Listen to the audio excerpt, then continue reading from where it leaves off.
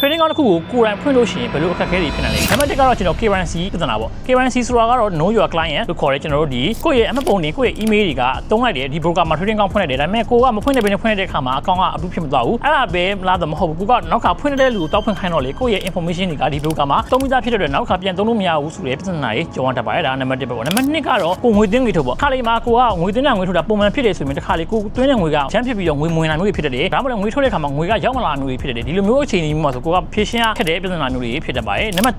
ချက်ကတော့ကိုယ့်ရဲ့ trading account နဲ့ပတ်သက်တဲ့ပြဿနာပေါ့ကိုယ့်ရဲ့ trading account ကမလို့အဖက်နဲ့ server ရက်နေရတော့တကားမို့လဲကိုယ့်ရဲ့ trading account ကမလို့အဖက်နဲ့ပတ်စံတွေပို့ပြီးရှုံးသွားတော့ကောင်းဒီလိုမျိုးအခြေအနေမှာဆိုဒီငွေကိုပြန်ပြီး refund ရဖို့ပြန်လိုက်တဲ့အခါမှာအခက်အခဲဖြစ်လာမျိုးတွေဖြစ်နေတယ်ဆိုတော့ဒီလိုအခက်အခဲတွေကိုဖြည့်ရှင်းဖို့ဆိုတော့ကျွန်တော်ရှင်းရှင်းလေးပဲ broker base မှာသက်ဆိုင်ရာမြန်မာ support ဆိုတော့၎င်းလားမဟုတ်လဲကျွန်တော်တို့လို trading account ဖွင့်ပြီးတယ်ဝန်ဆောင်မှုပေးတဲ့ IP ဆိုတော့၎င်းဆက်သက်ပြီးတော့လုပ်မယ်ဆိုရင်တော့ဒီလိုမျိုးပြဿနာတွေကိုအမြန်ဆုံးနဲ့အကောင်းဆုံးဖြည့်ရှင်းလို့ရမှာဖြစ်ပါတယ်ဆိုတော့ကျေးဇူးတင်ပါတယ်